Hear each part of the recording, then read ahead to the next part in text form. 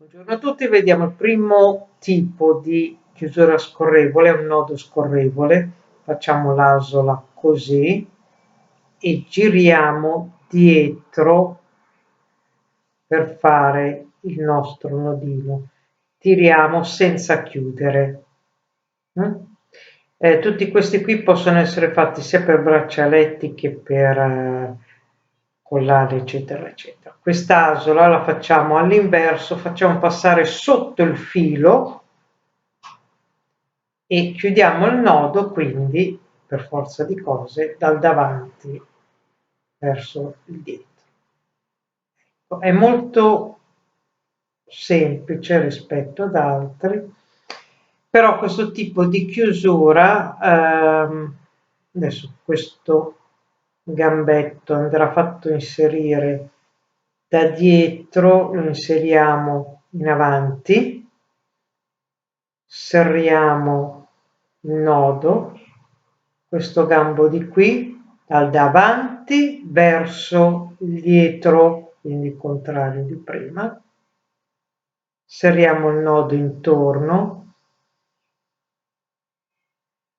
Dicevo che questo tipo qui, vedete, lavora usando questi due cordini, tac, così si stringe con questi due cordini, invece tirando i nodi si allarga, quindi devono rimanere questi due cordini e oltretutto bisogna fermare le due estremità. Possiamo fermarle facendo un nodo e lasciando il nodo visto, oppure si infila una perlina, si fa il nodo così, tanto per farvi vedere un'alternativa un po' carina. Si taglia con un goccio di colla forte sopra il nodo e si fa passare la perlina a coprire il nodo. Il nodo lo si lascia dentro, che asciugando si incastra alla perlina. Altrimenti fate il nodo normale e lasciate il nodino a vista, vedete?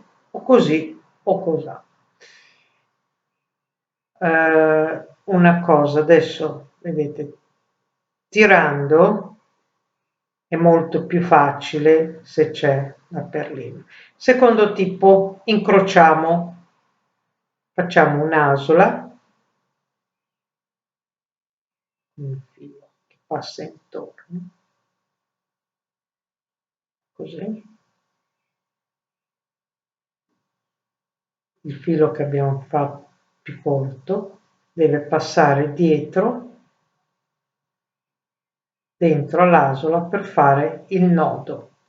Quindi così dietro e risale.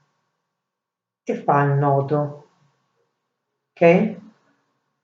Adesso giriamo il lavoro, così facciamo la stessa cosa senza complicarci la vita. Asola.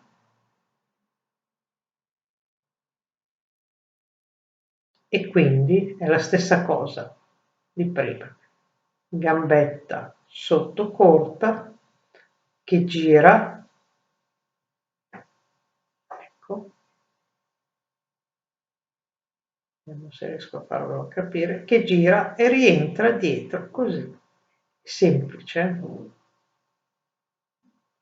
La differenza con quello di prima è che qua adesso, prima di tutto, tiriamo bene, chiudiamo i nodi, tagliamo questi gambetti fuori perché non ci serviranno. Possiamo eventualmente bruciare un po'. Terminale.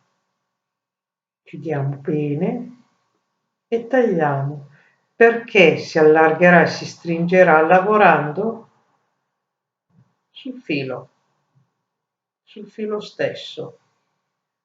Tiriamo i nodi e si riallarga senza gambine.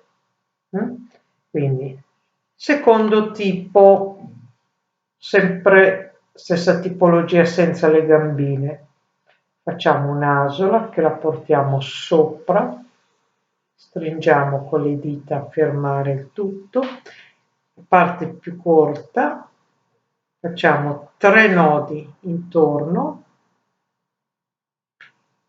ci troviamo a risalire dal basso e infiliamo la nostra asola dal basso, quindi verso l'alto. Tiriamo piano piano, avviciniamo i nodi, in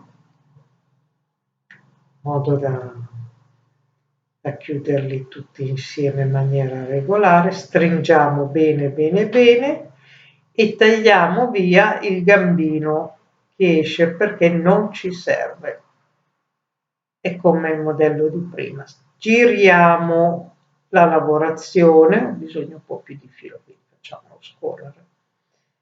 Asola, è come la lavorazione di prima, molto simile, senza i gambini, con 3 nodi, quindi un po' più sicura. 3 giri dal basso, risaliamo verso l'altro infilando l'asola. Tiriamo piano piano e anche questa è fatta. Sistemiamo un po' bene. E andiamo a tagliare il gambino, quello esterno, che non ci servirà. Via. Quindi anche qui serriamo bene, poi tirando filo all'interno si allarga, si stringe, serriamoli bene perché se no si disfano e poi si tirano i nodi e scorrono e si riallarga.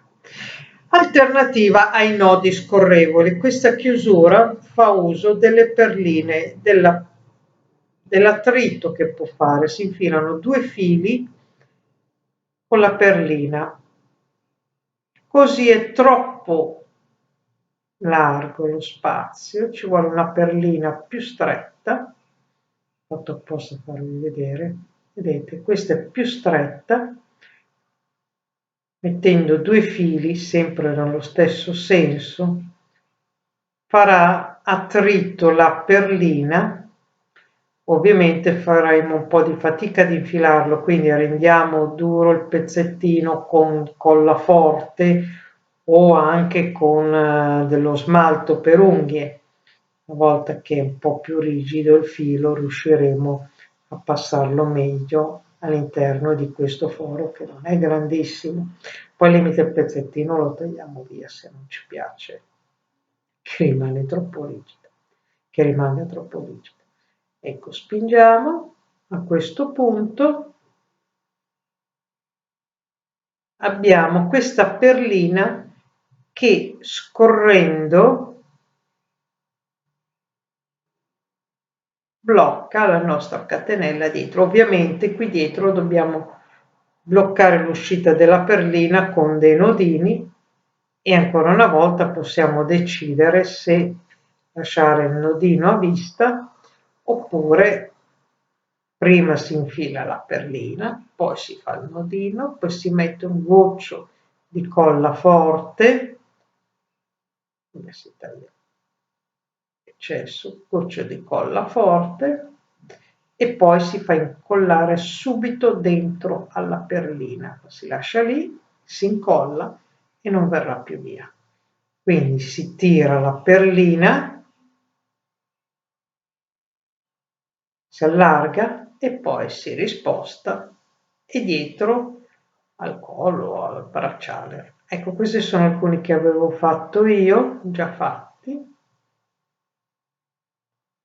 li ho usati.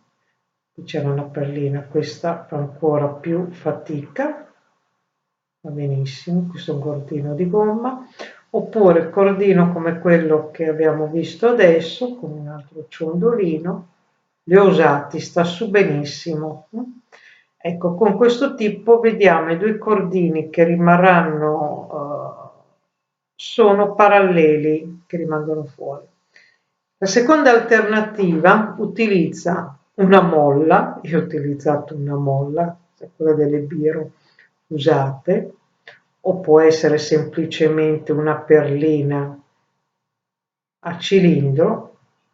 Anche qui il rapporto tra diametro della perlina e tessuto è da calcolare un po' bene, deve fare attrito, vedete, non ci deve essere troppo spazio.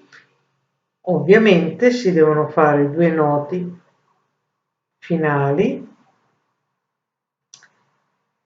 a bloccare il passaggio. A differenza con l'alternativa precedente, qui i 2 fili restano uno a destra e uno a sinistra, non paralleli. Ecco fatto. Scegliete quello che preferite.